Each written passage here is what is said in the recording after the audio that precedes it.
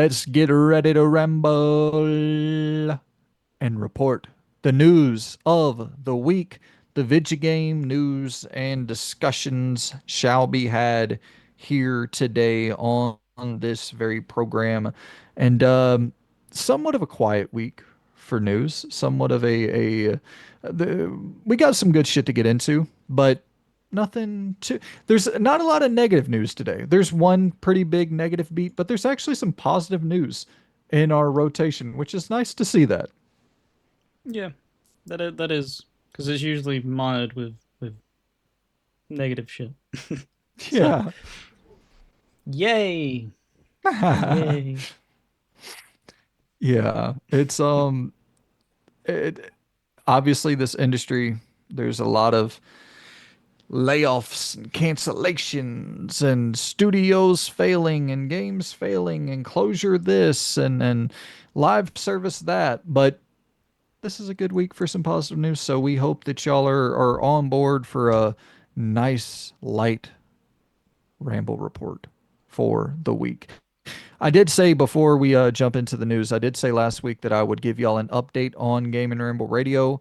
I probably shouldn't have said that because I don't really have much of an update, but I will give you what I'm thinking out the gate here. I What we're gonna do is we have a like 20 fucking pre-recorded privated videos, and we're gonna release all of those, over the next few weeks, and we're gonna see what does well out of those. If there's any sort of specific topic that does well, we're gonna double down on those specific things. And if none of it does well, we'll probably just can Game and Ramble Radio altogether. To where we because once again, it's just a time thing where we that's 4 hours usually. And this is usually 2, 3 hours or so recording the Ramble Report. And so like if we could come in here, record this once a week for 3 hours, opposed to 2, 3, 4 hour recordings a week. Obviously, there's a lot of free time divvied up there for Loon and I. And then, well, I assume we'd probably just have specific topics we link up on, and maybe after the Ramble Report, we record one more additional thing, and have it like as a uh, once again, this is all very much off the top of the head. I haven't planned out exactly how this will work, but we'll still be collaborating on more than just the Ramble Report. If you know, so it won't just be like we'll still be doing Game of the Year predictions and all of that shit that we've done in the past. Just trying to stabilize viewership, trying to get back to where it's like some consistent form of viewership and see what people like, what people don't like, and all. Obviously, I'm always going to take the audience's advice. If I see trends that it's like, hey, this is doing really well, then we're going to do a whole lot of what's doing really well. If something's not doing well, then obviously we really don't have any reason to do that specific thing unless we really love doing it. And then it's like, sure, let's do it. Which, But which I yeah. think also what needs to be said about that is we can't do too many of them. And right now, what that usually ends up being is the reviews, right? They don't do like amazing, crazy numbers. They usually do about to 400, around in that ballpark, which isn't it's not bad, but that's not where you want to be at, kind of thing. So we just need to be smarter. I think we spoke about Definitely. that last week. So yeah, just see how it comes. Like you said, drop the things that have been already done. Otherwise, that's also wasted time.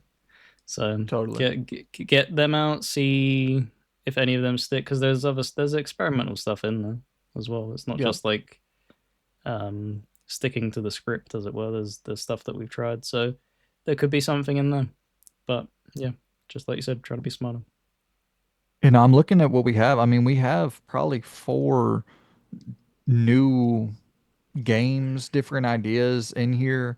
So there's a lot of different shit that I just want to see what does what, how things perform, what does well, what doesn't do well, and sort of take a step back, really dissect that, and try to make smart decisions because obviously the channel is only going to grow if we're putting out stuff that is growing the channel. So being a little bit more selective, but also still experimenting whenever it's like, hey, I think we got a cool idea here. Let's try it out. I don't want to kill off experimentation entirely, but if we've experimented with something and it doesn't do well, then it's like, yeah, it's a lesson learned. Let's not, once again, unless we really love that specific style of content, that specific topic, then of course we can go back to it.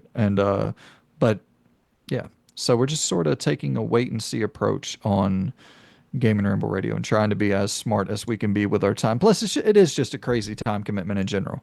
Where we're trying to grow this thing, obviously, but uh, listen, if I could pay Loon a fucking full time salary, we'd be in here recording every single day, having a fucking blast. But it doesn't like it's pretty shitty that uh, what the I can't pay Loon much of anything at all. And so we're in here trying to grow this thing together to get it to a point where, we could make some money out of it. Um, but there's just no money to be made. And as if views are low, then that's obviously less money to be made. And then if we get into a trend where views are continually going downward, it's like it's y'all get what I'm saying. So we're just trying to see if we could ever grow this thing to a place where it is somewhat sustainable or somewhat, whatever the fuck I'm trying to say. Something we could parlay into some form of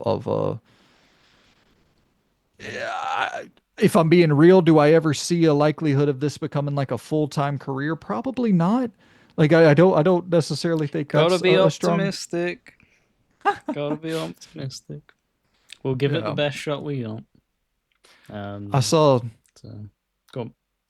no, I saw something where it was like you have a better shot of becoming a professional athlete in 2025 than making a full-time salary on YouTube, I believe, or maybe it was Twitch. I don't remember which specific site. Oh, I was like, oh, all you got to do is wonderful. record your workout sessions, put them on shorts, and there we go. With two birds with one stone, baby.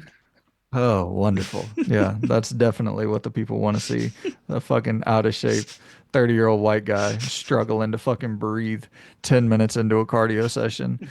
Um, but yeah, guys, I don't want to linger on this too long.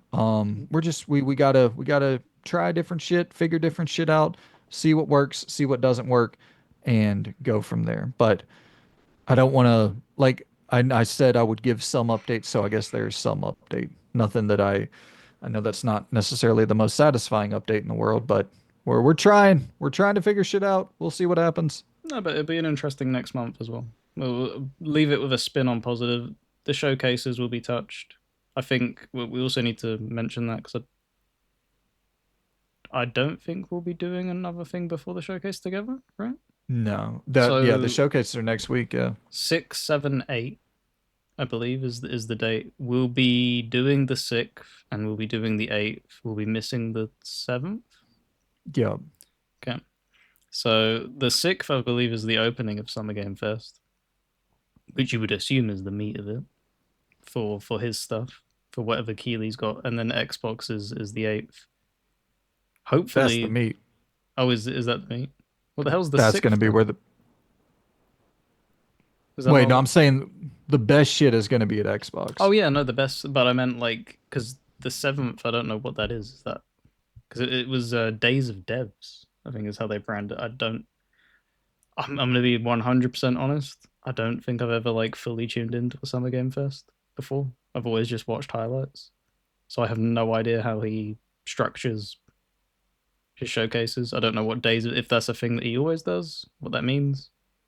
So that's what Yeah, we'll be Days. missing out on. That's a more indie focused show. Okay. Um, and so I have a work thing to go to on that Saturday. It kind of lined up perfectly though, where we'll be able to cover Friday and Sunday, which happen to be Summer Game Fest and the Xbox Showcase. Um, and I'm hoping that Summer Game Fest will be about 2 to 3 hours because there have been times where it's like pushing 4, and we might not be able to review that one because we're going to try to do a reaction and a review and do those separately.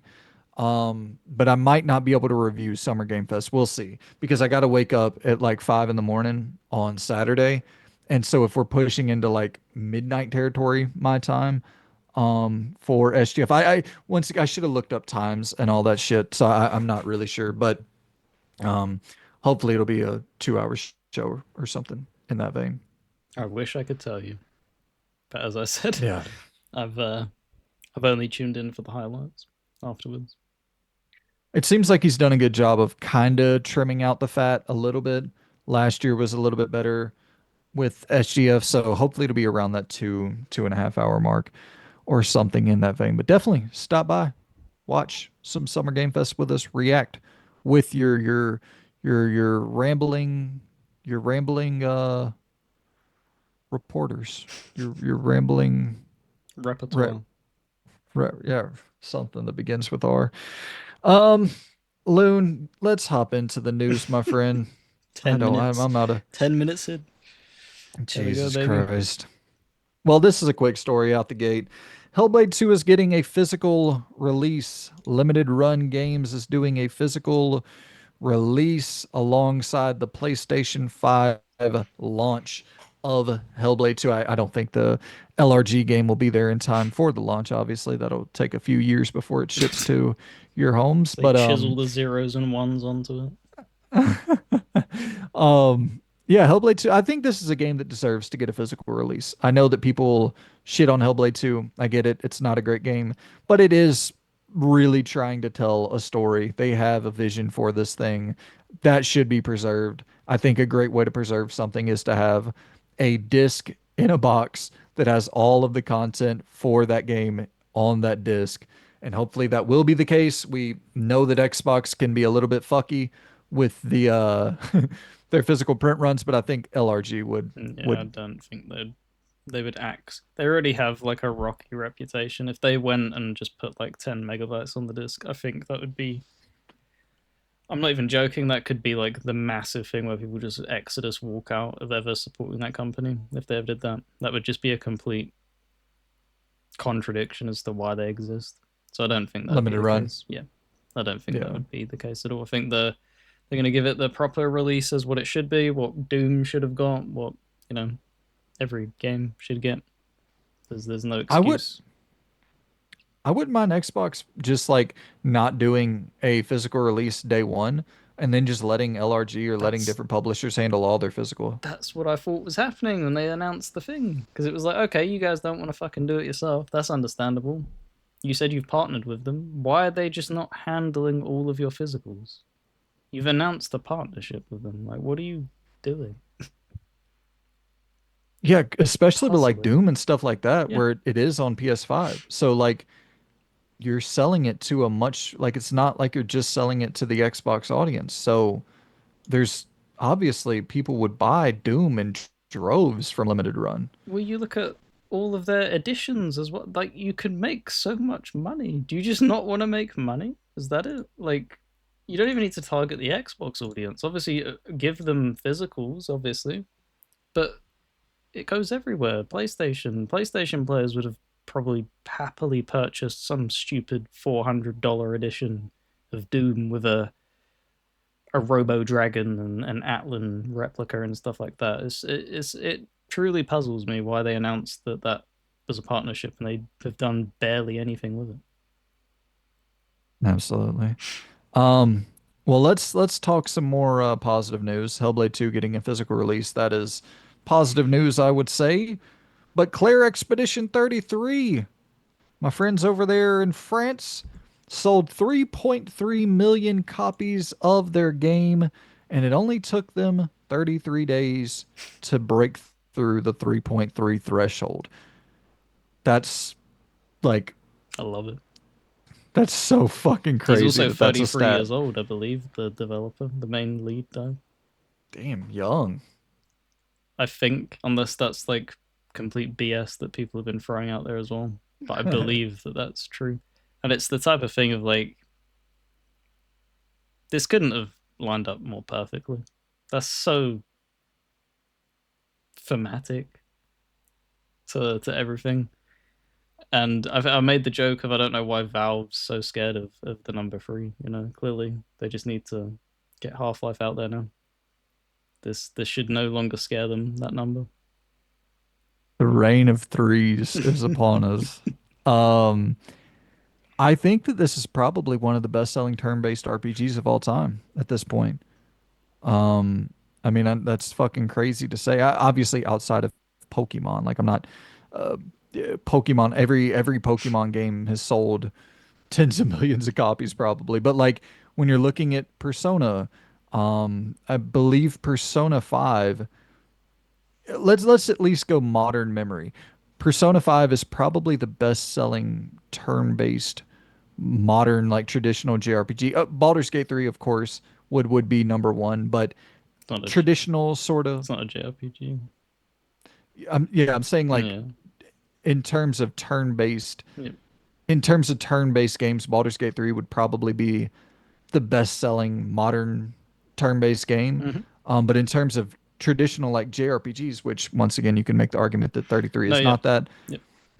but yeah, Persona 5 I think is somewhere around I think I saw something like it was at 5 million copies sold for Persona 5. And then if you combine Persona 5 and Royal, it's around like 10, 11-ish in that range.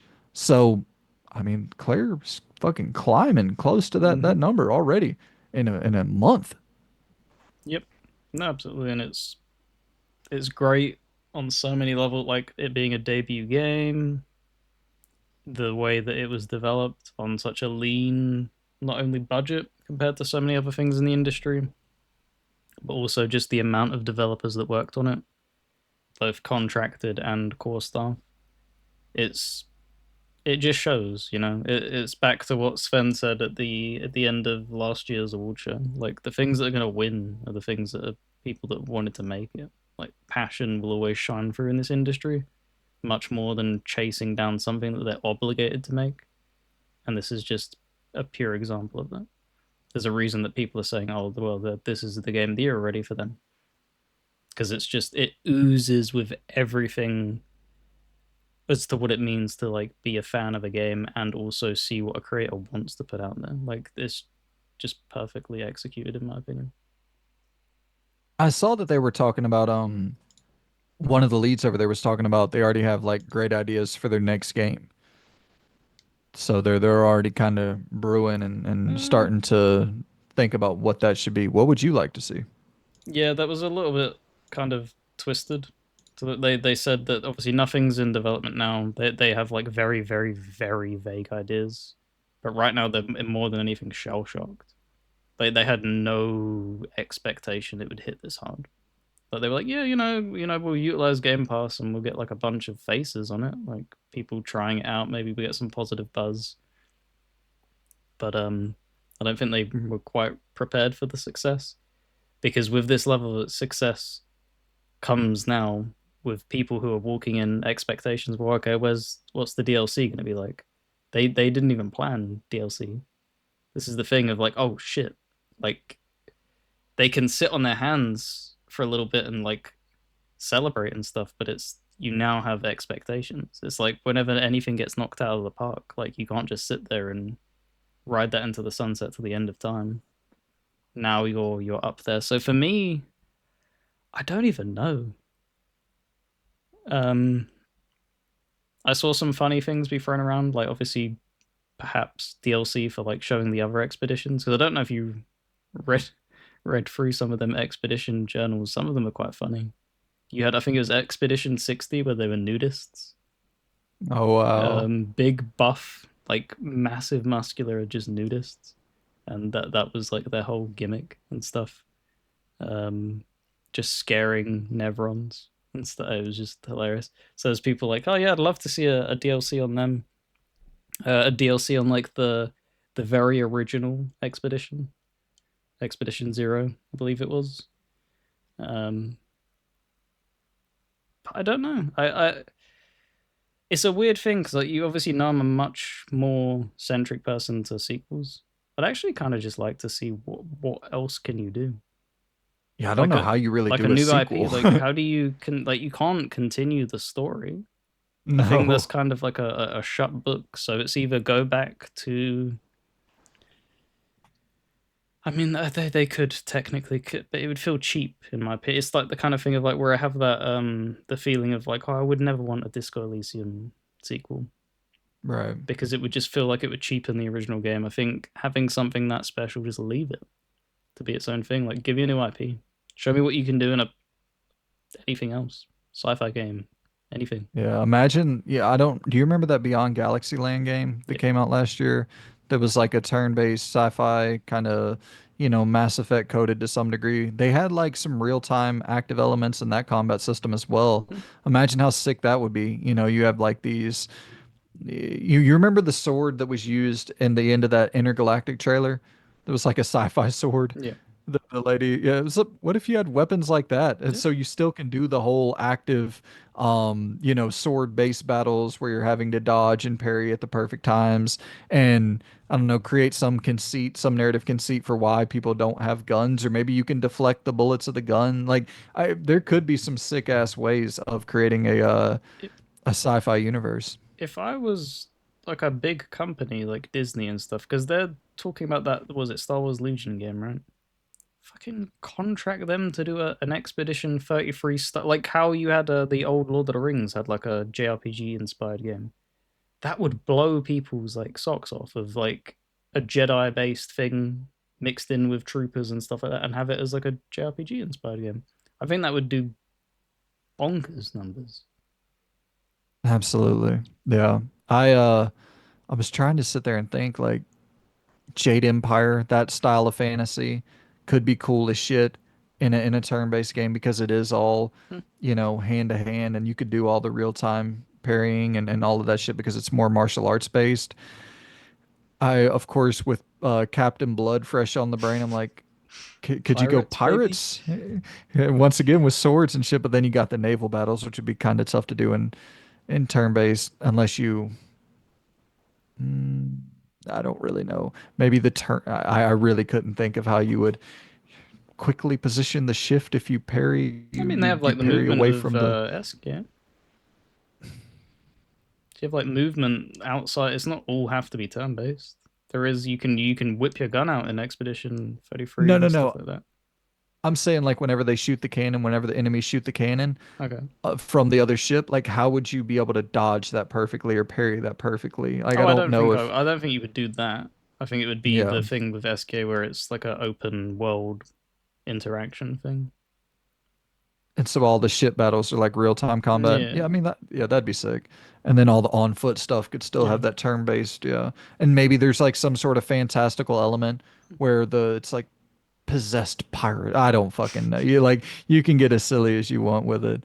Um, I don't know, man. I was thinking if you wanted to go for like if you wanted to go to your roots, do something set in France somewhere, something real world France.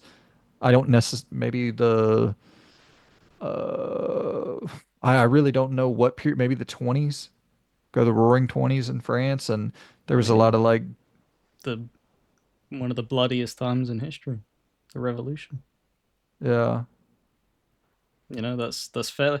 It's the thing that's kind of crazy is that gaming is an art form, yet it's very rarely explored France, which is crazy. You see things set in like so many other places, and it's yeah, revolution. There's tons of time periods that they could pull from. Yeah, and you see so much like fantasy sci-fi. You really don't see a lot of as many games as we get. It does feel like we have so few settings that we're picking for the game. Hmm. So hopefully that's kind of the thing I would wish the most is like they just do something that's like you kind of wouldn't expect. I think that's always the thing I'm the most excited for when I look at something. I'm like, oh damn, that is different. Yep. So shout out to Expedition 33, one of the best-selling turn-based JRPG adjacent games of all time, or at least broaching that territory, about Hmm. to crack, I assume, somewhere in that top 20. for individual game, not franchises. Obviously, when you look at Pokemon total sales, it's like 500 million. Final Fantasy is like 500 million, but this is selling on par with like Final Fantasy 16, Final Fantasy 7 remake. That's fucking crazy. That's so cool. But Square said they can't make turn-based games anymore. Yeah, I mean, you got to be creative with it, and that's the Yep. all props to Sandfall for finding out they cracked the code, man. And that's this game is going to be, I've said it a million times, it's going to be one of the most influential games for the next 10 years. You will see a lot of Claire clones coming very soon. And speaking of things that are coming very soon, a price cut for the PlayStation 5 is coming very soon. I actually think they're live now, if I'm not mistaken. Yeah, I believe Um, so. The Days of Play or something like that, yeah, right? dude, $400 for the Call of Duty 6 digital bundle for the PS5. $400, 399 in 2025. It sucks to say that that's a good deal, but in 2025, that is a good deal. I mean, it's crazy on a number of different fronts. So I guess I should say, I'll read the specifics of what the prices are looking like. I think the PS5 Pro got a $50 price cut. Yeah, okay, $50 off the PS5 Pro, so now that's going to run you about 650 in the US. And the let's see, a Call of Duty Black Ops 6 bundle, which comes with the PS5 console and a copy of the game, will be available in both standard PS5 and PS5 digital versions, starting at 399 for the digital edition. So yeah, the obviously the one that comes with a disc will be a little bit more expensive, but significant price cuts across the board for the PS5 comes at a very interesting time for these price cuts to be happening right before GTA 6 launches next year. Ghost of Yotei is dropping this holiday season, right before we get into NBA 2K season, right before we get into college football 26 season. Just really smart to get as many people in the door to make this the place to play your GTA 6s and all of your upcoming big games. So, um, and also really interesting, Call of Duty being bundled. A Microsoft owned IP is the bundle game. As Microsoft jacks up the prices for their Xbox, PlayStation reduces prices and it's bundled in with an Xbox game. Like we are living in fucking crazy times, man. It's just crazy times enough to say the Microsoft owned Call of Duty game. Like Mm, that alone is such fucking crazy terminology. yeah, they're just in such a weird position. Because like you would think that would be a really dumb move for them to bump up their own hardware stuff, but they're not even suffering from it because they're going to be riding off the success of Sony by bundling in a game. So they are it's in a win-win scenario. It's crazy. It's just very weird. Yeah, absolutely. It's they are the number one publisher in the world. Like I've said it a million times on the channel, but they are making money hand over fist selling those games on PlayStation, PC, and soon, I imagine the Switch too. We'll see all of those games available there. It is, I, and once again, there's no need to dive back into this, but this is an incredibly good move for Microsoft Gaming, an incredibly bad move for Xbox. And that's just the unfortunate fucking reality here. But Yep. $400 for a PS5, like I would say, listen, I don't want anybody spending more money than they have, of course. I'm not never going to advocate for fucking credit card debt or anything like that, but I will say if you are looking to buy a, because I know there's tens of millions of people waiting Yeah. on GTA 6 before they buy a next gen console, $400 is probably the point that you I don't think it's going to get any lower than this throughout the maybe towards the very tail end of the generation, but not anytime soon. I don't think it's going to get any lower than this. Yeah. It's very strategically done by Sony. It's one of the times where they've like maneuvered it in recent memory really well and been very positively reactive. Everybody else bumped up their stuff and they've gone, okay, well, we'll drop it. Um, we have obviously they have like marketing rights, I believe, to that GTA 6, right? Is what it feels I like. don't know. Like Feels like it.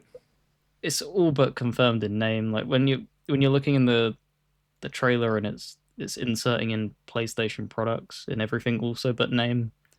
It's that's just even just that it's instilling in the people's mind. Oh, PlayStation is the way to play this game. So dropping it before as well is very very smart because it's going to get people in the door so that when next year rolls around, you can probably increase the prices because I don't think there's going to be permanent drops, right?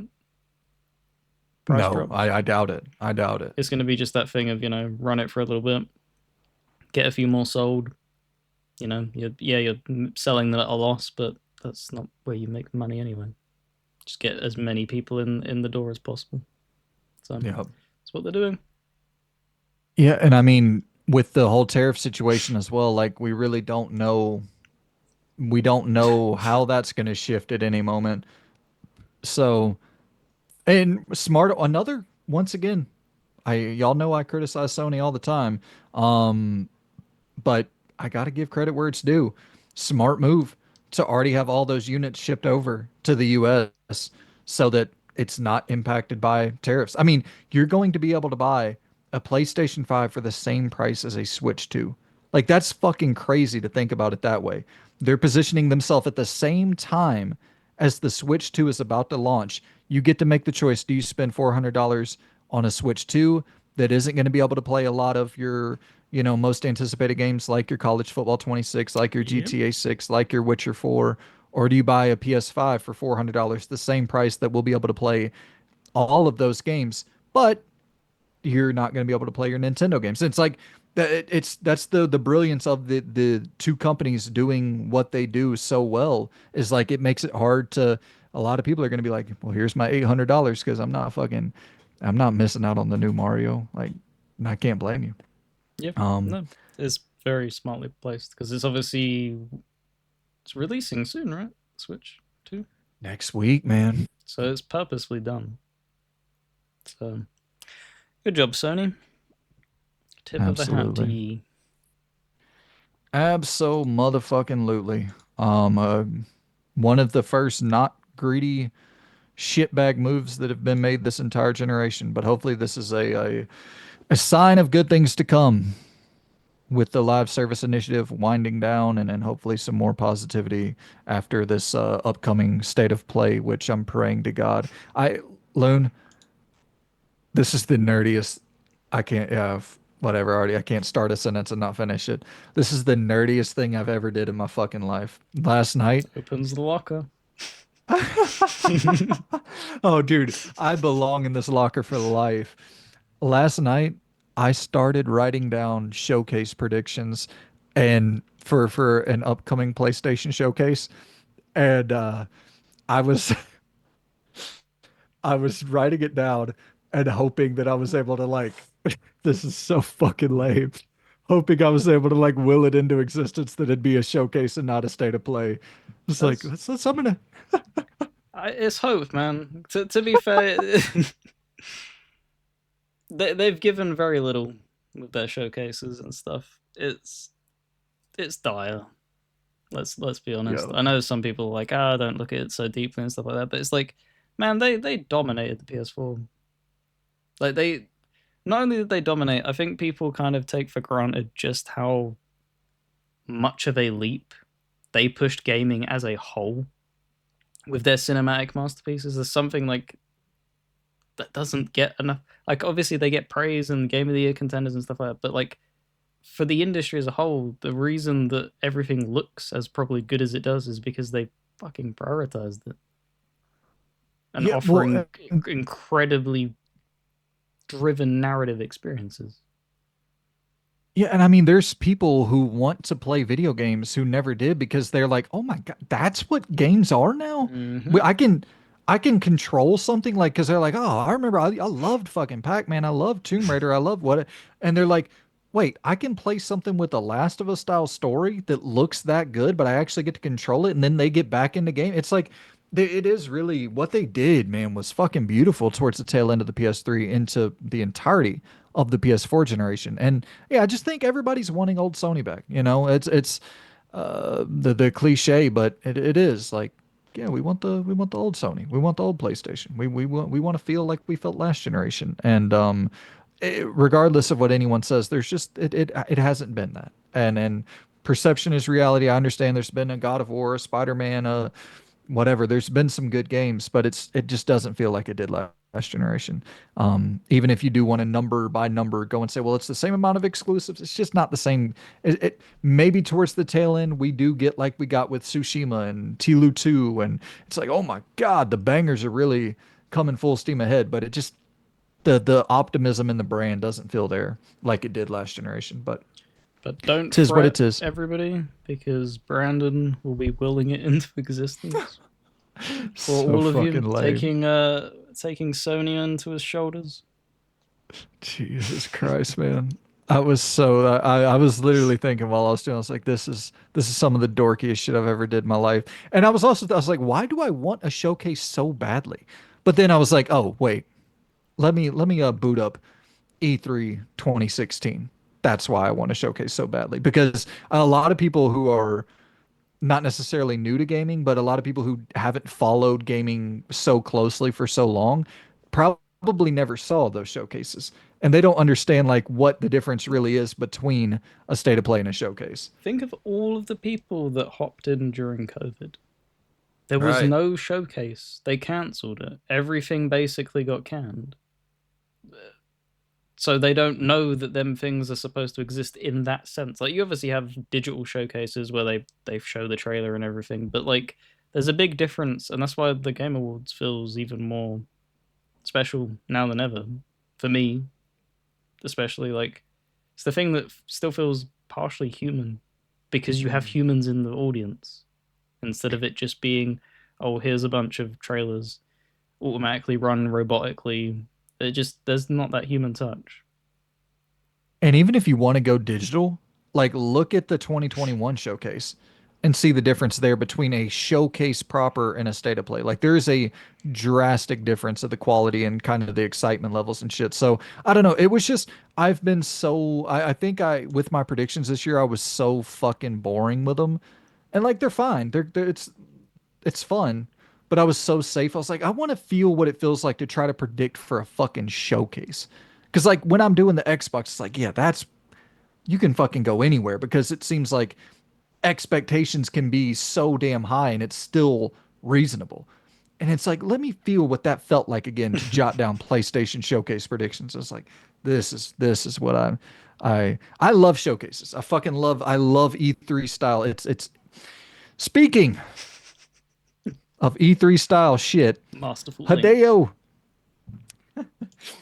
Hideo Kojima will be on stage at Summer Game Fest. So he will be there on stage. He and Keeley are often sharing a stage together. They really like each other. It's a really cute thing to see. They have a kinship, a brotherhood. And I will say Keeley has been loyal as fuck to that dude. Like Mm-hmm. he doesn't showcase much Konami shit at all. Um After that whole split. And he called him out on stage. Once again, this is something Yep. a lot of people might not remember, but he called the motherfuckers out on Yep. stage, bro. That was some gangster ass shit. Um so Kojima, he's going to be on stage. SGF. I'm assuming this is Death Stranding 2. Nothing more to really read into it, I would guess. But we're here to read into shit more than we should. Is there anything other than DS2 being shown? The hell's that other game he's working on? What was it called?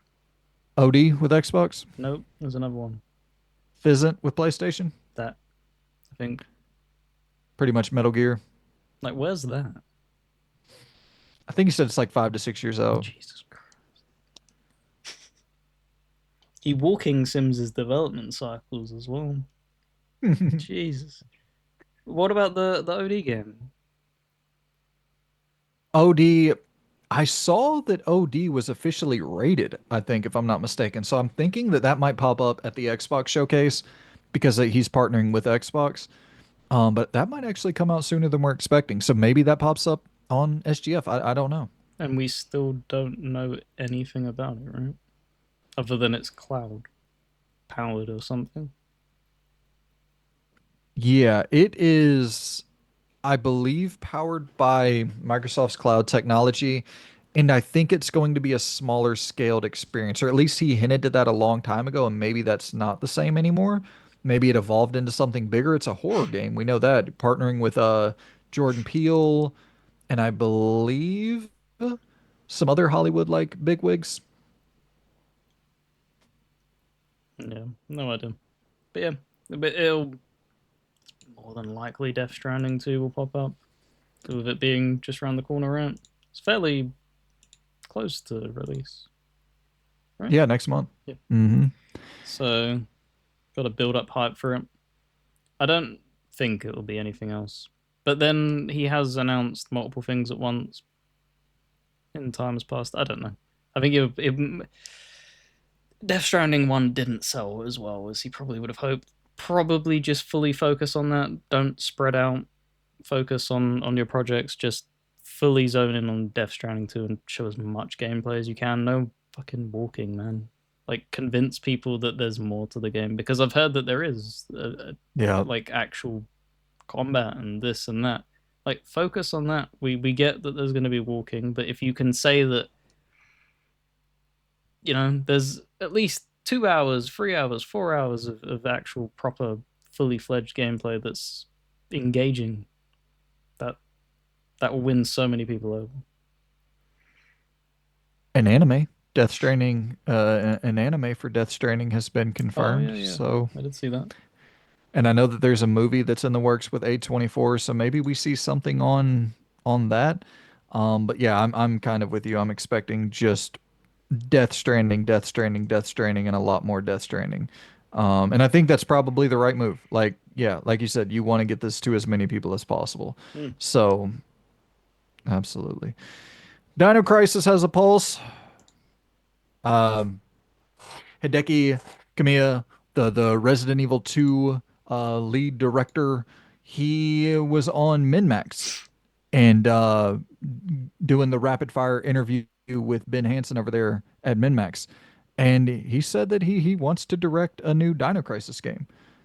So he's partnering right now with Capcom to work on Okami 2. That was kind of his dream to make a follow-up to Okami, the beloved PS2 classic that he directed back in the day.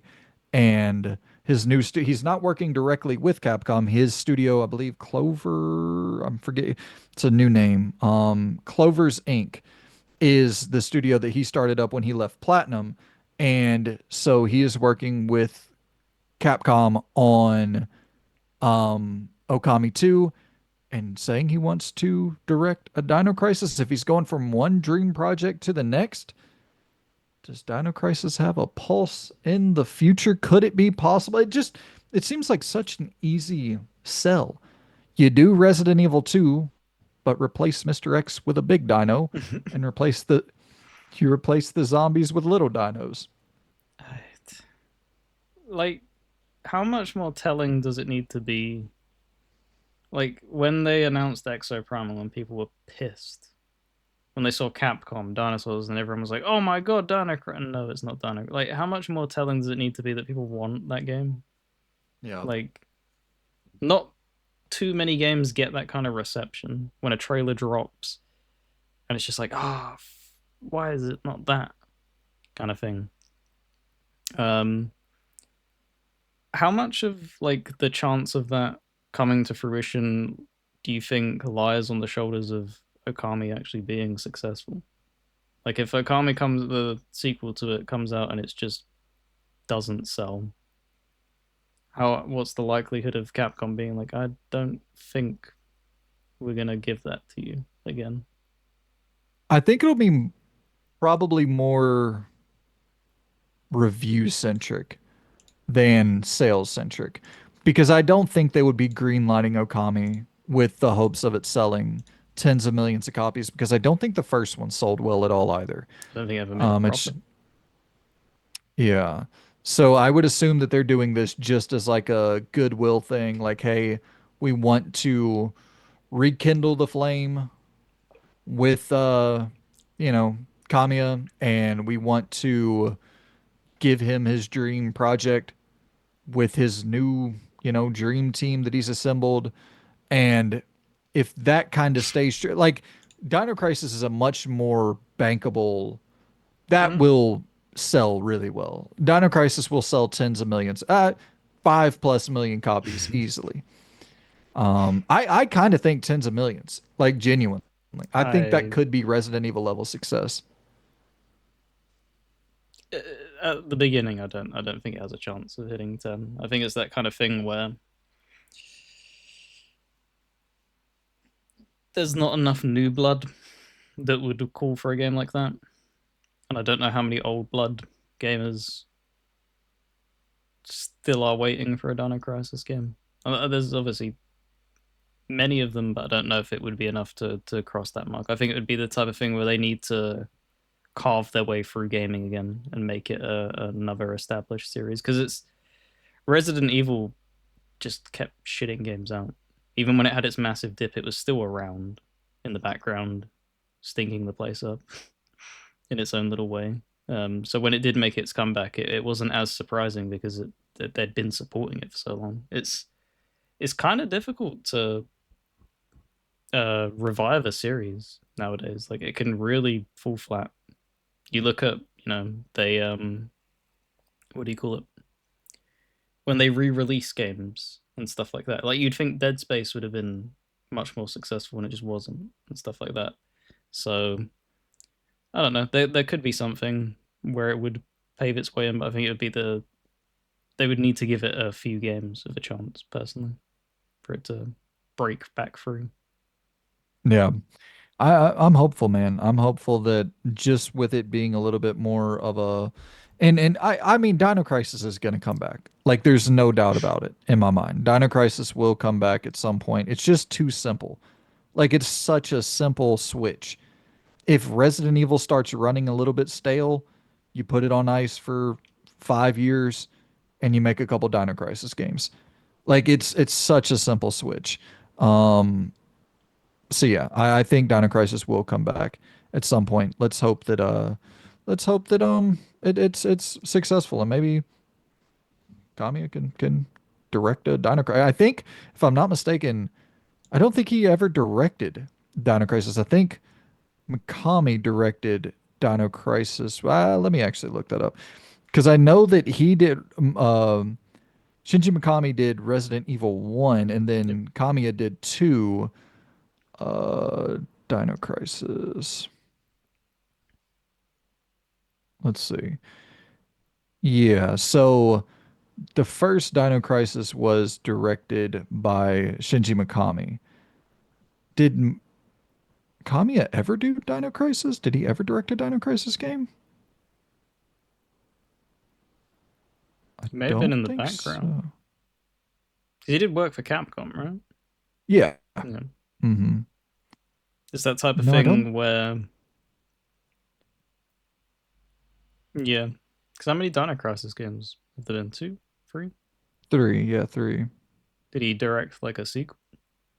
Nope, he didn't direct any of them. So He might have I just been am. in the background then with Mikami and being a part of it maybe in some way, and that's why it's such a dream as well. Because especially you said he did two, right? RE2?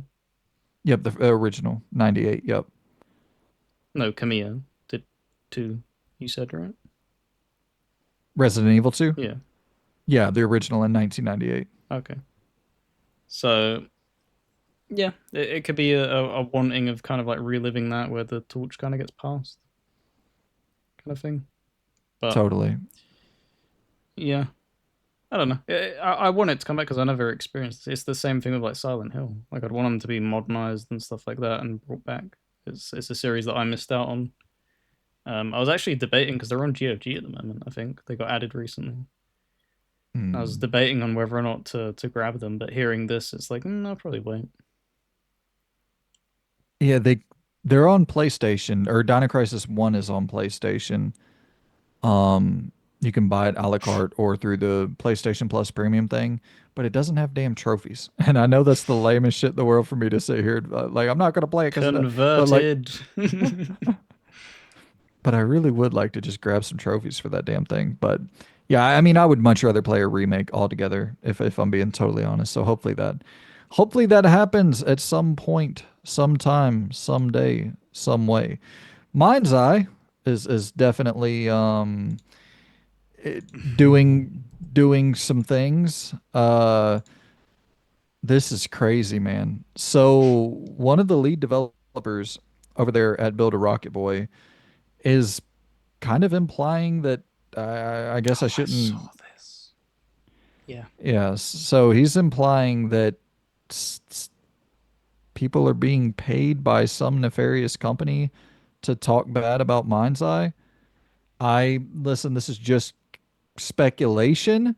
I'm assuming he's saying that this is once again my assumption. I have no idea, but it would seem that he's saying Rockstar is paying people to talk bad about Mind's Eye because they don't want Leslie Benzies to succeed without Rockstar. Um, dude, this is a fucking weird game. So it got a 5 minute long gameplay trailer, and everything in that gameplay trailer looks totally fine. Hmm. Like it does not look bad at all. People went hands on with it, previewed it, and were like, yeah, this is a little bit rough around the edges. It's a little bit funky, there were some bugs and weird issues that shouldn't be there at this stage of development. I saw Mr. Matty's review or preview, and he was like, this is a little bit weird. Um, and so I don't think anybody is necessarily shitting on the game. I think people are giving an honest preview based on what you showed them Hmm. at a hands-off preview event. And like if you showed them something that looked a little bit busted and something that they were concerned that their viewers might spend money on if it was in a similar state when they spent the money on it and the actual product that they got was reflective of what they previewed, like that is their job to provide an honest preview to their audience. Yep. I don't know, man. I listen, I will say this. I've heard some fucking crazy stories about Rockstar. Like I I don't want to Allegedly. it's once again, allegedly, because I was not there. This is something I heard on a podcast, but I heard on a podcast that Rockstar would like call people after a game got like an 8.5 out of 10 and be like, what the fuck are you talking about? 8.5 out of 10.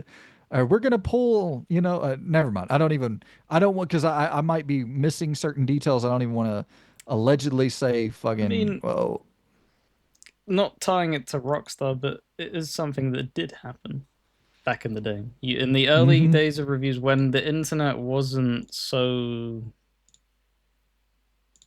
how was the word? Where people weren't so online, so where they were able to actually control things. You had the Kane and Lynch controversy, where it was a paid off review entirely. That's not allegedly it happened. Whoa. No, no, no. So the Kane and Lynch thing, they had advertising dollars with yeah, I believe it was GameSpot at the Yeah, time, where they were doing ads on the website, and Jeff Gertzman gave it a bad review, and then they I believe Square got pissed, so they contacted GameSpot, yeah. and they were like, "We're going to pull our ad dollars from your website," or it was something to that effect. So it wasn't It like he was was paid inflated to review the. reviews though with one of the things that they tied with. It came out. They paid for good reviews. No, not with Kane and Lynch. Kane and Lynch, it was a bad review, and that's why they got pissed I and threatened to. hmm, I'll have to look that back up. I was fairly certain Kane Lynch One got glowing reviews from certain people when it came out that was paid. But yeah, Oh, okay. I mean, I wouldn't doubt that, but the big controversy was that was the whole thing where Jeff Gerstmann ended up leaving GameSpot, founding Giant Bomb, and because of the whole fuckery with GameSpot and the ad dollars from Square Enix. Hmm, okay. I think they did do some extra shady shit, and that's what I mean. That's where it all came tumbling down. Why people lost faith in reviews and stuff is that it was like, oh, you shouldn't be doing that. You shouldn't have Mm. any power over review things. Like the game was bad, and when people got it in their hands, they're like, "This isn't what it is. What the fuck?" It was Yeah, well, all BS. So it wouldn't surprise me if Rockstar had done that sometime in the past. I don't think they've done that recently, though, right? Because that would be very easily reported on. yeah, no, well, and the thing about it is, if that was happening in the industry now, there would be somebody who would report on it and, have some factual evidence. Because if that person were to do that, it would be the same Jeff Gerstmann thing, where Jeff Gerstmann was looked at as a fucking hero and still is for the integrity that he showed with that Mm. review. And like it would be the same thing where if shady shit like that was going on still today, somebody would report on it, and so that they could be lauded as the hero, and then they could go start a Patreon and become fucking self-funded, and so there's too much of an incentive for an individual to break a story like that if that were taking place. But the ad dollars thing is fucking weird, man. Like, and that was always really weird back in the website days where people really relied on the ad dollars for their websites. Like, you would just have Square Enix with a new Final Fantasy game being like all over IGN's page at the launch of Final Fantasy 13 or whatever. And it's like that seems like that should be illegal.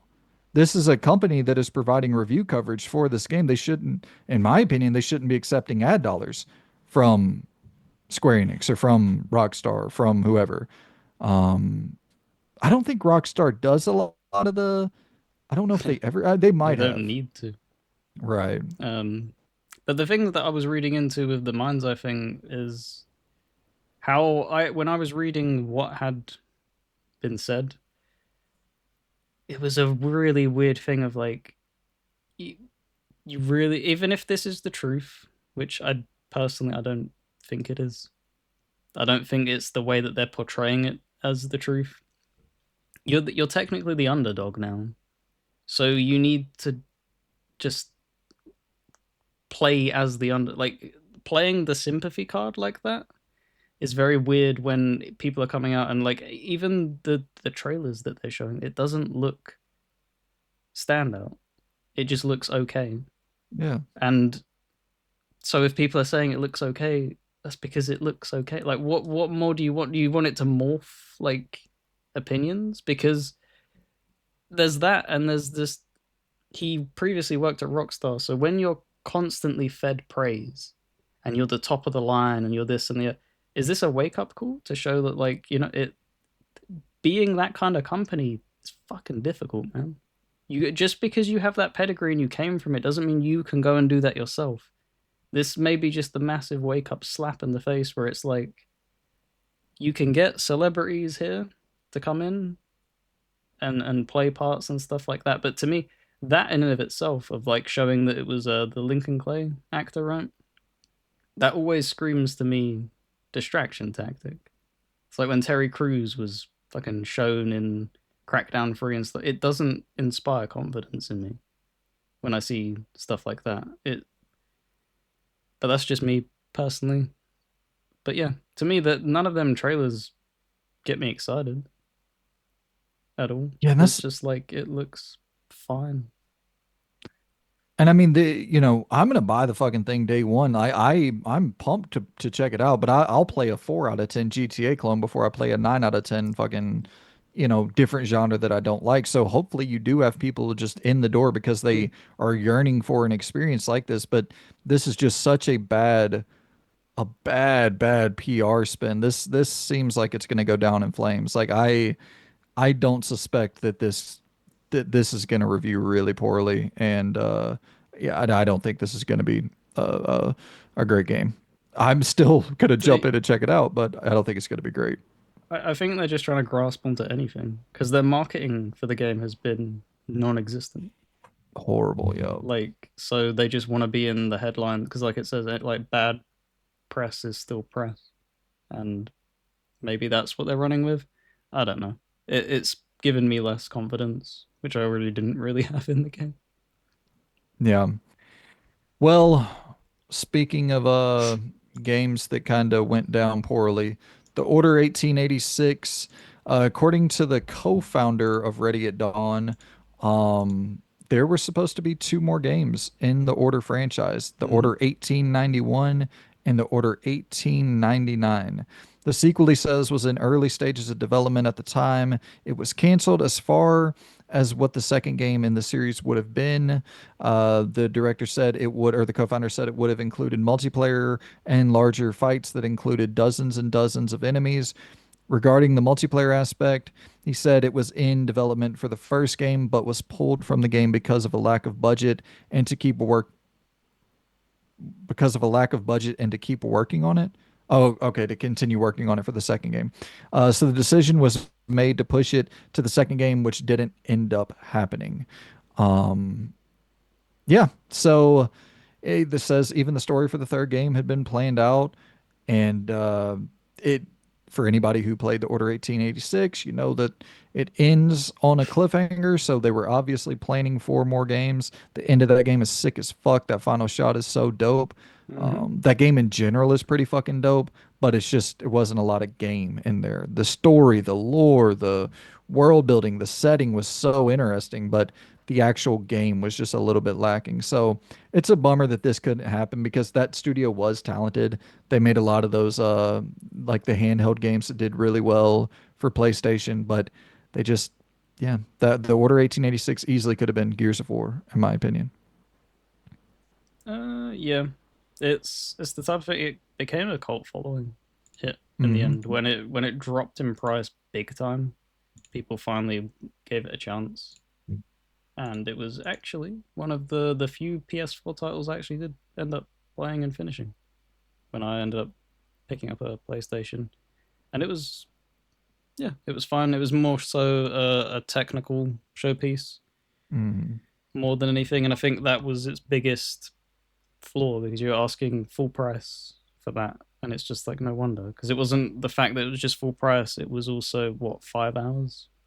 Yeah, it was maybe even less. So I don't know. They really didn't do themselves much justice there, but yeah, you could definitely tell when you rolled credits on that game. It was something like, okay, well they're going to continue this because the story is left wide open.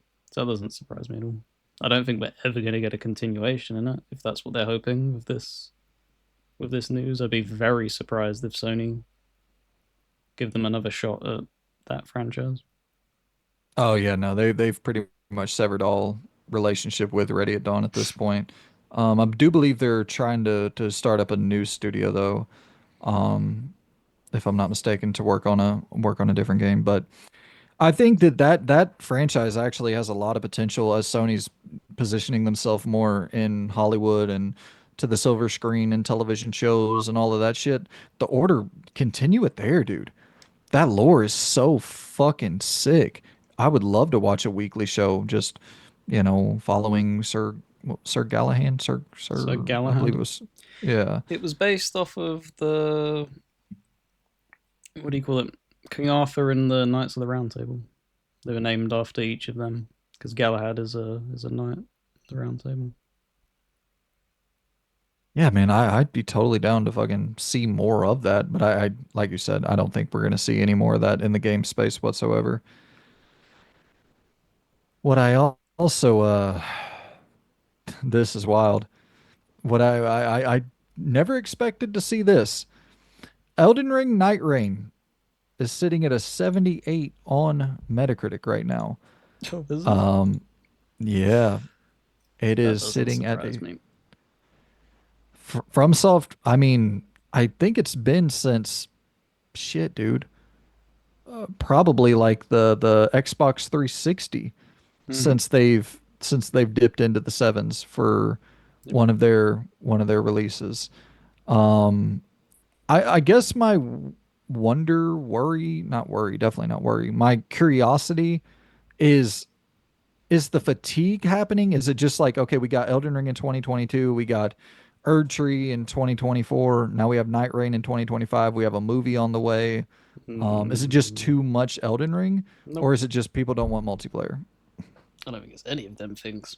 I think this is just history repeating itself. Of this is what happens when it's not Miyazaki on the project because he didn't work on it. Right? He's off doing whatever the hell he's doing. Was it Duskbloods, I believe? Duskbloods, yeah. This is somebody else, and this is the same thing of like Dark Souls 2 had reviews that were kind of inflated, but as time grew on, a lot of people, when it came out that it wasn't him, because everyone was like, "Oh, it's kind of weird. This isn't like what you'd have expected from a sequel." It's because he didn't work on it. So yeah, I think it's more so that, and a combination of it also being the forced free player co-op thing is the centric. I think you can play it solo technically, but apparently it's grueling to play solo. I think it's just a combination of that, them two Yeah. things. So it doesn't surprise me as much as you probably would have expected. But yeah, 76 is not a good look. Especially like in comparison to Armored Core 6, which is sitting at almost a 90. It's at 86. And so it's like it's clear that they can deviate and have a lot of success and go in different directions. But like I mean, I have heard a lot of the criticism just be simple as like it's not a great like I think there's no comms. There's a lot of like Yeah, there's standard. things that if you're doing a multiplayer centric game, it doesn't have them things. You can't communicate with players. How is that not? How? How? Like, that's the type of thing that if you tied it to Duskbloods and you said about it on the Nintendo, I'd be like, okay, yeah, that kind of makes sense. It's a lot harder to consistently have a headset and a mic hooked up to a Nintendo system than it is. But you're talking like a PC, PlayStation 5, and Xbox Series game. How how is that not supported in game? Yeah. That's crazy. And so that seems like kind of the big thing where there is just a lot of rational responses where people are like, yeah, that makes sense. And then of course you do see some people where it's like, well, we're not going to trust the reviewers when we get our hands on it. We'll tell you what the score is. It's like, dude, they've reviewed every fucking FromSoft game through the roof. Like this is just a one-off weird occurrence where it seems like they might not do multiplayer in this specific way all that well. Um, Yeah. and and so, and not that a 78 is a bad score by any stretch of the imagination. It's fine. And I think that with Duskbloods, I guess that'll be are they going to be back on their 90 plus hit streak or Yeah. you know, I'd say almost definitely. Not only because it's him directing, it's going to be the first time that they're going to lock that down to a Nintendo platform, like mhm. exclusively. Obviously, I think Dark Souls Remastered made its way over there. I don't know if any others made its way over there, but that I know definitely for sure did. But this is just again as well. It's a weird spin-off. It's not a traditional game. This is them being experimental. So if you're ever gonna fall flat on your face, it'll be this. And even then, like you said, what is it, 78? That's not a bad score. Yeah, 78. It's not Like bad. for a spin-off gimmick title for what it is, I don't know. It's not bad. Yeah. And I mean, I assume the movie will find some decent success. I mean, it should do okay. I don't.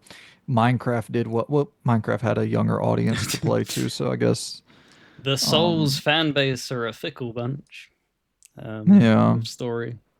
I'm surprised. I'll be honest. I'm surprised they greenlit a movie. I think it's very difficult to tell a what's the word, like an engaging story in that sense. I don't know if you can because it's so convoluted and messy from a gameplay perspective. Like a lot of people go through and don't even understand anything that's going on. They're just there to fight bosses. I don't know if you'd be able to translate that all too well to a movie. I'll happily be proven wrong, but I don't know. I'm a Yeah. bit skeptical. I'm gonna be there day one, night one, just to see the audience like dodge roll their way up to their seats in the theater. No, I mean, I don't know. You do look at something like Minecraft where it is more the story is kind of the world. The story is sort of the friends you make along the way, or whatever the fuck the plot of Elden Ring is. But I don't know. I think that it probably will be okay, especially if it comes to like a streaming service day one or something. Like I Yeah. don't think this will be a theatrical fucking smash. I don't think people are going to be lining up in droves to see this in the theaters. But I don't know. It seems like anything Elden Ring related is getting greenlit right now, and so I do wonder, is that sort of fatiguing to some degree? But I guess that movie will be the testament to prove me wrong. We shall see. Speaking of my, I gotta work on these transitions. Speaking of fatigue, there seems to be a lot of Marvel fatigue right now, as E as EA kills off Black Panther, the game that has been long in development at their Seattle studio. I am going to read this verbatim here because there's a lot of information that I don't want to skip over.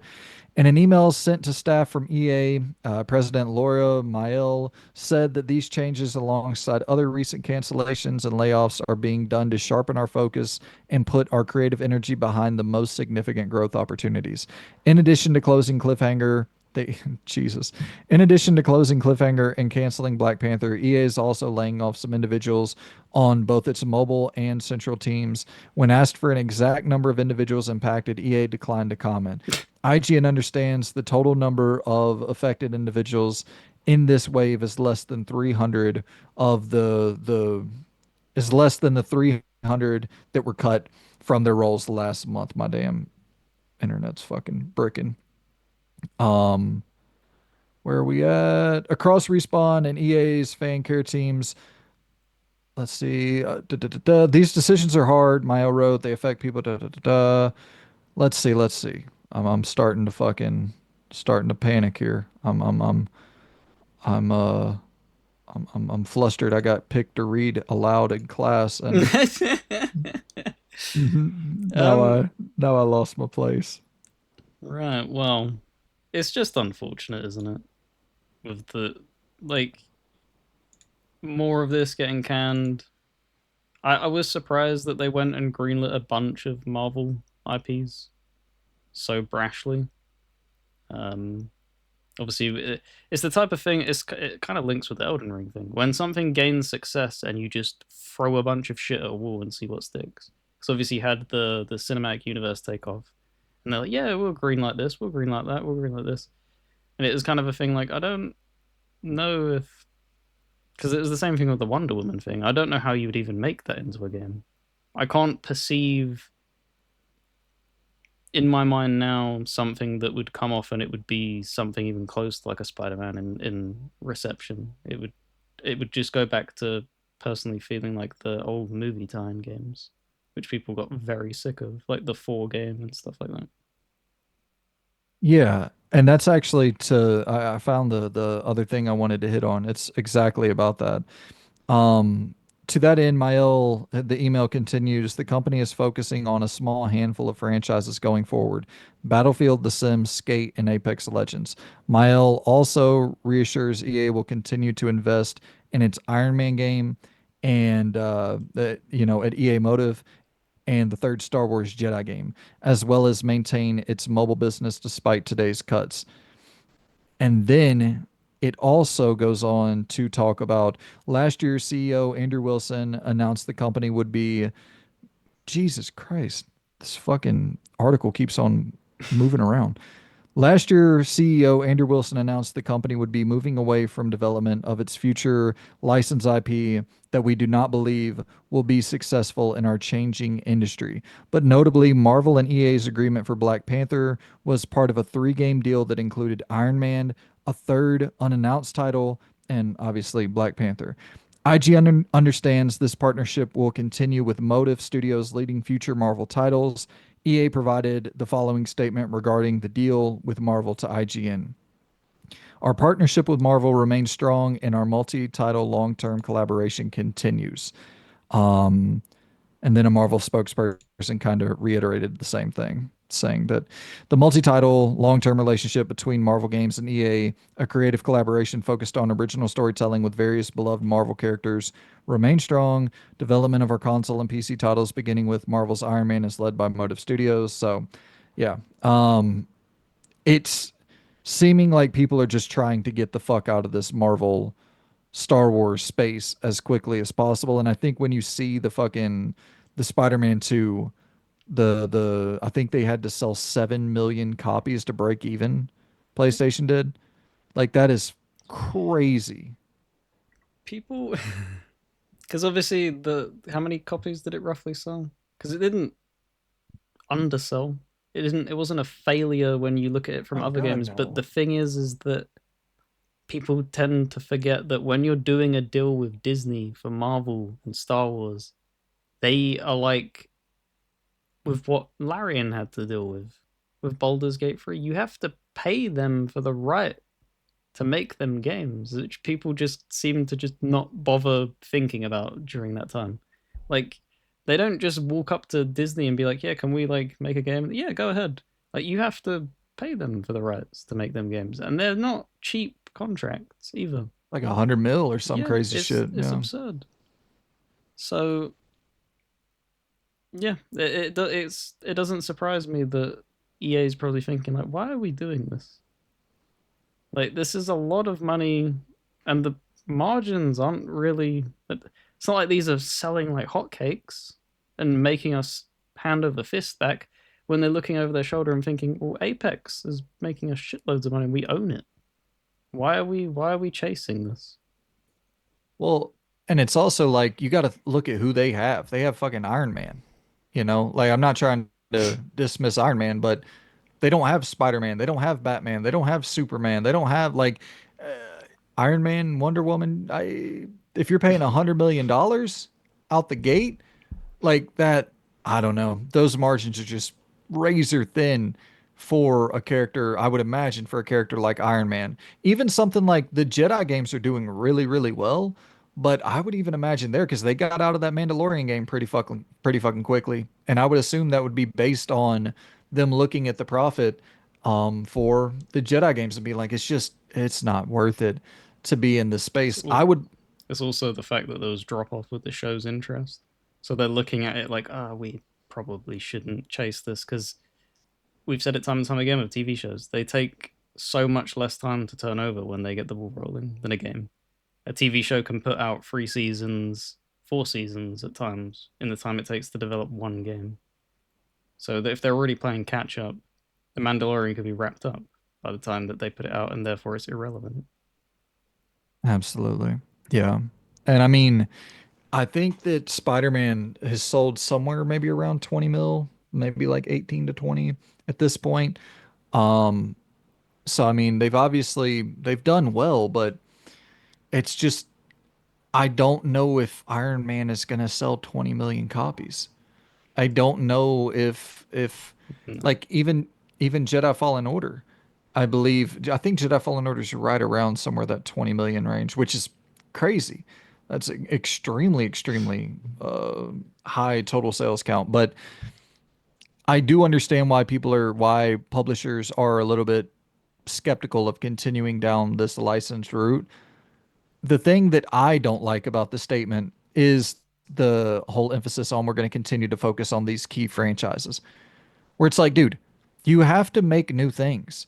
You don't get an Apex if Apex isn't made. You don't get a Jedi Fallen Order if Fallen Order isn't made. You don't get a Split Fiction if Split Fiction isn't made. Split Fiction immediately had a movie greenlit after the game came out. You're going to make tons of money off that. It Takes Two has a movie in production. You're going to make money off that. Like, you have to create new things. That way, new things can become bigger things. And sometimes you're going to fail for sure. And I'm not saying like I don't think Black Panther, I don't think Wonder Woman, I don't think even Iron Man per se is necessarily the way to go. But I do think if you're going to cancel those games, why not put those teams on something that can be a new thing for you that you don't have to pay exorbitant fucking. Is it really to the point where there are so few interesting ideas out there that like it can't be. These creative people have creative ideas, and is it just so hard to get these ideas greenlit if it doesn't have a fucking superhero, or if it doesn't have like a live service attachment to it? Over at EA, yeah. It's what we spoke about it with the Dragon Age thing, where they basically pushed riders out because they didn't feel that they were necessary and needed. So when you've made that like your culture, like part of it to basically be like, yeah, we don't care about your like your creative process, we just want profitable games. And in their mind, profitable games are, Apex and stuff like that. That's what they want to focus on more than anything. We're Battlefield. We want to make sure that Battlefield's competing with Call of Duty and stuff like that. So yeah, they just go back to their shell. They poke their head out a little bit and then go back into their shell. It's how EA always has been. They have these little things where they're climbing a little bit and then they just regress. So So we now have the Iron Man game, Blade, Wolverine, and Spider-Man 3. That's all that's left in the superhero sphere that is in development currently. Out of those games, Iron Man, Blade, Wolverine, Spider-Man 3. Oh, and also Amy Hennig's Marvel 1943. that's getting canned. You think it's getting canceled? I could see it. Yeah. I Blade is being funded by Microsoft, right? Correct me if I'm wrong. mhm. So that's Yep. not going to get canned because they just don't give a crap whatsoever. They will just foot that bill. Spider-Man 3 won't be canned because obviously it's Sony. The other two, what, Wolverine and Iron Man? Yeah. It's highly likely Iron Man gets canned, if I'm being It honest. is. And then even then, Wolverine probably does come out. Um, I don't know if it's going to be any good though. Because like, surely you would have shown something by now. Like, why is there nothing to be shown? You announce it so early. Like, even I know it's not probably a good thing, but even like with what Cyberpunk, it wasn't technically the product, but they at least showed something. It's just very weird to keep that completely under wraps. It's just, yeah, strange. Yeah. I mean, that was shown in 2021. That is fucking crazy. Yeah, it's Because I was like, 4 years roughly. because I was like, when was Blade shown? Blade was December of 2023. So like that was practically 2024. Um, so I mean, that's still cooking. Yeah. I definitely worry about that Wolverine game. I can't lie. I think Insomniac is talented enough to pull it together, but good Lord, man. I mean, the whole fucking game got leaked for a rough, Yeah. for whatever rough stage of development they were in. And I'm sure that that killed morale. And then they had their live service game canned. And uh, it's just, yeah, that is, if I had to put money, I would say from most likely to least likely, most likely to get canned is the Amy Hennig 1943, then Iron Man, then probably Wolverine, then Blade, then Spider-Man 3. I think that they'll probably keep making Spider-Man games for fucking 40 years. Um, but I kind of hope not as well. Like I would really like to see Insomniac do other shit outside of this Marvel universe. So, um, I think that the Black Panther game probably could have been cool, but you also Amy Hennig's game is a Black Panther game. So it's like there really isn't necessarily need for two Black Panther games on the market competing with one another. Yep. So, Summer Game Fest is What up? around What the up? What up? corner. Can we pause for like 1 sec? Yeah. Cool. Just need to quickly do something. All right. We are back. And so is Summer Game Fest Yay. 2025. It's right around the corner, Lou. It's happening next week on Friday. The big event, the Summer Game Fest showcase, is taking place on Friday. The Xbox event is taking place on Sunday. We will be reacting to both of them. Definitely, definitely reacting to both.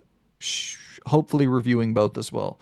Um, but a list of partners was just published by Mr. Jeff Keeley himself over there on the old Twitter sphere, and they have a record-setting 60 plus partners for Summer Game Fest 2025. I kind of I kind of don't like going through these because you can see a lot of spoilers that Yeah. like but I mean they published it their damn self, so I guess it kind of is what it is. But there's certain things on here where it's like you look at it and there's only one game that it could be. You see Yacht Club, you're probably gonna see Mina the Hollower at Summer Game Fest. I don't think they have much else cooking. You see Techland, you're probably gonna see Dying Light the Beast. You see Supermassive, you're probably gonna see Directive 8020. Um, Pearl Abyss, you're gonna see Crimson Desert. And I'm just kind of going through this bit by bit here. You see NeoWiz, you're probably gonna see uh uh what is it, Overture? Yeah, Liza P. Liza P. DLC. Overture? Yeah. Yeah. And so yeah, you just there's a lot of like pretty obvious shit in here.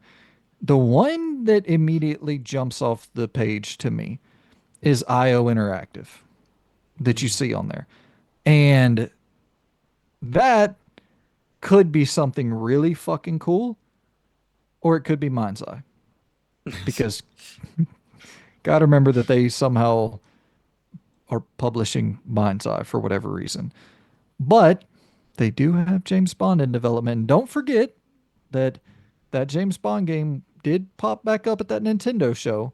We didn't see a fucking millisecond of anything other than what we saw like 5 years ago, but it did pop back up. There is a pulse. James Bond from IO does have a pulse. Do we see it, Loon?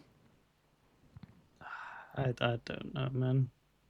It would make a little bit of sense, maybe dropping it in that Nintendo thing, showing nothing, so generating a bit of discussion, and then with that Xbox. Because is this including Xbox's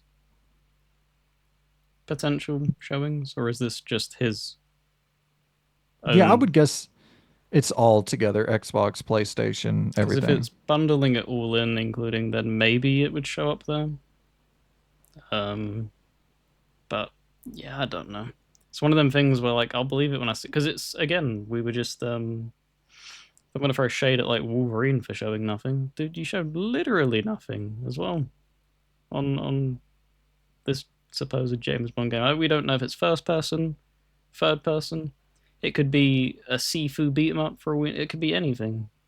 Like it's baffling that still nothing is shown on it. It's crazy because that's been announced for quite a while now, right? Yeah, I think right around the same time Wolverine. So, yeah. Um, CDPR is going to be there, which could be interesting. I'm assuming that probably means Cyberpunk on the Switch too, Yeah. and that'll probably be it. But it'd be nice. Maybe they do some interviews about The Witcher 4 or some shit. I don't know. I'm expecting just Cyberpunk on the Switch too. Capcom? It could I be that. mean, It could be Dino Crisis. Um, RE9? yeah, I imagine. Hopefully, man. Like it's about time, right? Because they've been You would putting them think, out fairly man. consistently. That's the thing. Um, it's got to be around about that time to see something on it at least, like announce something. What about DMC? Anything DMC 6 I is don't. I would love that more than anything from Capcom. It's such a weird series where they put a few out and then they just sit on it for a very long time. That's kind of my worry with DMC5. Such a cool ending to leave it on, and then just leaving everybody because it's been years since that first like original release came out for the Xbox One and PS4.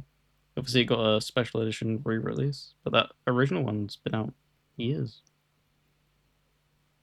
I also wouldn't be too stunned if it was just like Onimusha. If because they have that Onimusha Way of the Sword game coming out in 2026. Or maybe do they do because they did Onimusha 1 and 2, maybe they do Onimusha 3. Um like they re-release that. Then they You have have something? DMC remake, right? Or is that just a wish? It's like a I dream. think there was a I leak think of they that. talked about that. So that It's could not be official, I don't think, but I okay. think there was a leak or something. DMC One remake, I believe. Yeah. So maybe Yeah, that I'm could be it. Onimusha. I feel like is a high likelihood that it's just something Onimusha. So I wouldn't once You think again so? trying to. So close to because the second game just came out, right? The re-release of it. Hmm. Animation One, when they re-released that, was like 2018, 2019. It was a fair few years. I don't know if they would throw that next one out so quickly, like as an announcement. My only theory behind that is they have Way of the Sword, the next real like big Onimusha game coming in 2026. So do you try to get them all out before the big one? But also it could be the big one that I is think it'd shown be here. a They could just yeah. I think it'd be more so yeah, that ride that wave because off of two into the newest game. and GTA 6 was delayed to May. So like you have that full 6 month early window of 2026 just fully open now. So I think a lot of publishers could be there with games saying, "Hey, we're locking in January, we're locking in February, we're locking in March, we're locking in April." It just transitions from one trailer to the other with them handshaking. I'll take January 1st. You take January 2nd. We can't go past May, guys. We will die. I honestly, I really, that's kind of what I'm expecting. I'm expecting a lot of early 2026 lock-in dates. Um, let's see It's some going to other be interesting brutal ones. if that's the case. Oh yeah, Amazon is going to be there, so you would obviously think Tomb Raider, but they were there last year and they did not show Tomb Raider. They showed that MMO game or whatever the hell the like fantasy game, New World. um, New World. Yep, or it was like a new version of New World or some shit. I think that they I think they showed. pulled it. It got a console release, is what it That's was. what it was. Yeah. So let's hope that now that that has been officially released, New maybe just World DLC for the. DLC. Yeah. Yep. Um, Now with and more listen, guys, grind. it's just good to keep your expectations at somewhat of a reasonable clip because these shows aren't always all that good. Annapurna is going to be there. Annapurna has a mixtape on the way. They have Blade Runner 2033 on the way. They have Control 2 on the way. So they got some shit that could be really interesting to see. I would expect mixtape more than any of the others, and I assume that Annapurna will probably be at the Xbox show with that since it's coming to Game Pass. So that's kind of what I'm lining there. Bandai Namco will be It there. could be anything. They greenlight so many projects. Yeah, no idea. Probably Nightreign because Nightreign comes out when? 30th tomorrow. Okay, so no, it won't be Nightreign. Okay, well that makes it more interesting. Um, Uh, Tales of game. I think we talked about that before. I don't know how quickly the turnover rate for Tails is. I know that was a massive step up for them with Tales of Arise. I think they got like a lot more budget than they usually would command.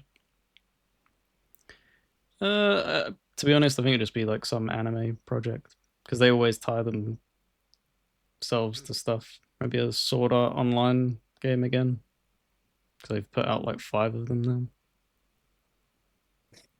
Blumhouse is going to be there. So that's the new horror outfit. They have the that Sam Barlow game that's cooking. I'm assuming that that's probably what we'll see. That'll be the big game that they reveal. Obviously, they have a bunch of indie games that they could show off as well, but that Sam Barlow game I'm really curious about. He's calling it the Dark Souls without combat, like the horror. It's like a horror Dark Souls without combat or some shit. Um, which is just like the most fucking bizarre Mm, words to bundle together. But he's got a weird ass fucking super creative mind. So curious to see what that looks like. 2K, I'm assuming Mafia, but well, Mafia and Borderlands is probably the yeah, 2K. Yeah, Bioshock, Judas, maybe, hopefully one of the two would be nice. they are rumored to be like around the corner, a lot more closer than people expect. What the hell's the name? Is Bloober on there? Because I'm kind of like, where's Bloober. Kronos, man, or whatever it was called? That's them, right? Bloober. Yeah, that's Bloober. No, it's not on there. That's really interesting because I would definitely think they would show up. Huh. No, it's not on there. Do you know what that kind of tells me? Because they landed. Correct me if I'm wrong. The next Silent Hill project thing, right? Yeah. That kind of tells me because obviously Kronos, you'd think it should be almost done now. Have they just been like, man, screw that noise. Let's bank this Konami paycheck because Silent Hill 2 remake did fucking really good for them. It's probably the most success they've ever seen. Oh, without a doubt. Um, and if you were over at Bloober, it'd be like, as much as we'd want to make that, like all hands on deck for this, you know? If we can knock this out of the park, we never have to make our own games ever again. Bro, you know what I'm noticing? Ubisoft isn't on here. That is crazy.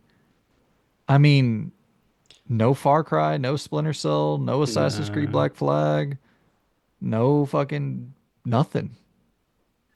no, they're in a weird period at the moment, right? Where they're That is trying to not do good. like shake up things.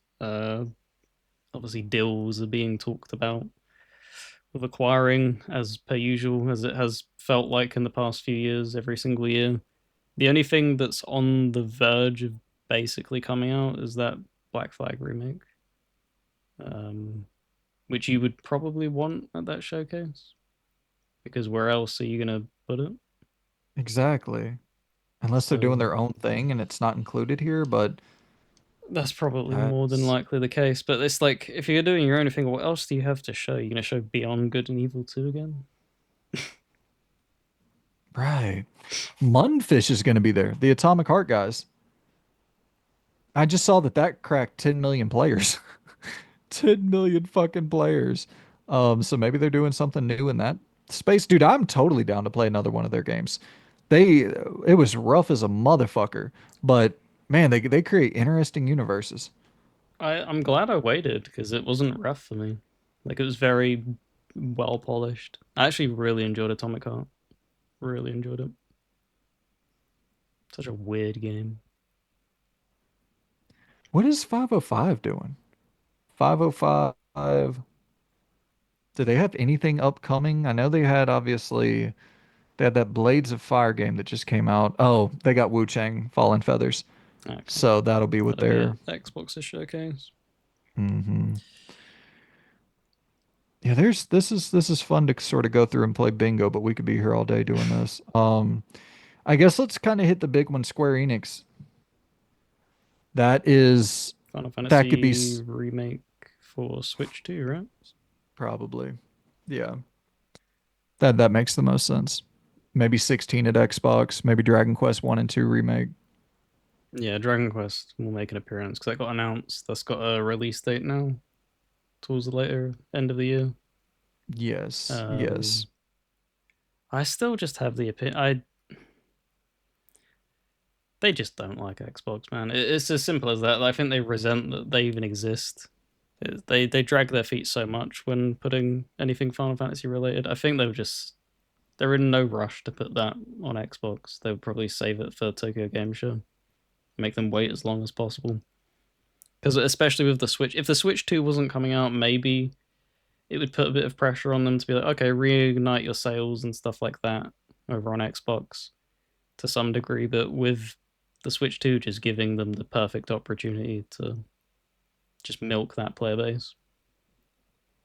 No, I don't think they're in any rush to put it on the smallest consumer base that they have to sell games on. Yeah. I mean, that's realistic. I do wonder though, Kingdom Hearts, like that's been percolating. Could that be the I mean, that seems a little bit too big, but I don't know, too big. What the fuck does too big mean? I don't know if Um, it's too big. I just I it think might it's not too be big. ready. I think it's way too far. They just canned a Kingdom Hearts project, I believe, mobile game, Mm, um, which is probably what would have been shown there more than anything if it was going to be anything Kingdom Hearts related. I don't think Kingdom Hearts 4 is anywhere near completion. I think that's like a 20. I'll throw out a date here, 2029. I think is when you'll see that at the earliest. That is fucking steep, but Hmm. I mean, they definitely they take some fucking time, man. Um, Sega? I'm guessing Crazy Taxi, probably, Jet Set Radio Future, maybe like, I want to say something, but I don't want to. Something leaked from a voice actor saying that they weren't going to be oh yeah, I reprising their saw role. that. That I think Yeah. it would be a thing of just probably while it's hot in people's like talking points, you may as well just bank on it if it exists. Mm. It's free marketing. So throw that in, I would say, if I Because was Sega. the same thing happened with the other one. It leaked right before it was shown. Remember? Yep. Interesting. Maybe it's all Yeah. deliberate. Maybe Sega knows how to play the system because it does. It generates buzz. Your game gets talked about on social media. Then there's the expectation that it's at the showcase. You kind of wait a little bit and then show it. New Perfect. Virtua Fighter? That could possibly be there. Yeah, maybe the next Yakuza game as well. Like they Yeah. pump them out. I think people forget how consistently they fucking drop them things. So I don't know. Maybe announcing the next one. Maybe not for obviously a release in this year, but next year. Maybe for it towards an end of the year. I don't think it will hit a January or February date if they were to announce it. Some gameplay on that damn Project Century. I could be down for that for sure to see a little bit more on that. Um, yeah, I mean, Sega has a lot of shit that they're cooking up. It could be any number of things, but I would probably lean towards the remake of that game that we won't talk about, Yep. and probably I think we'll see something Crazy Taxi or something like Jet Set Radio Future, something of that caliber. Um, yeah, man. So I mean, there's we could once again we could go through this all day and be here speculating about what could be here, and it is fun to do that. But those are kind of the biggest ones that I see on this list. I mean, PlayStation's obviously there, but you know, we kind of know what that's going to be. Xbox, we have an idea of what that's going to be. Um, and then there's stuff like Focus, where you could literally go off the rails in any different number of Yep. directions that you'd never be able to predict. Yeah. You don't know where they go next. My hope would be search free, please. Yeah. Yeah, and I mean they just fund so many like great new IP, interesting, just creative new things. So hopefully we get something new from Focus as well. And Coffee Stain is on there, so maybe something Goat Simulator related, but they're moving towards the live service direction under Embracer's watch, right? Yeah, by the sounds of it, they're going to be. I mean, you're talking about live service. You could probably make a Goat Simulator live service game of just pure anarchy, to be honest. But I would hope not. I'd want to see something new from them and creative. Interesting. NCSoft is on here. I wonder if that's going to be the Horizon MMO. Once, all right. Well, I'm gonna jump out of this shit because I'll be sitting here fucking going through every single little logo and trying to speculate. But Summer Game Fest is on the way, my good people. We will be reacting to it. We will be reviewing it, or hopefully reviewing it. We'll probably be reviewing it. So lock in, stay subscribed, check out all of the content. How let us know how you're feeling about the Summer Game Fest season. Let us know what your predictions, expectations, hopes, and dreams are down in the comments below. And yeah, man, that's been the Ramble Report for the week of May. We're doing this on May 29th. It'll probably go up on May 29th just to be a little bit, to that way we have a little bit of separation between this and the rankings. So we appreciate y'all so much for tuning in. The ranking will be available on the 31st, so stay tuned for that. And check out Loon's channel. It'll be in the description below. And yeah, let us know how you feeling. Summer Game Fest. It is upon us. Yep, we will see you on the 6th. Yep, for sure. We'll be here reacting on the 6th and then on the 8th as well. So stay tuned, my good people. And yeah, we'll see you soon. Goodbye.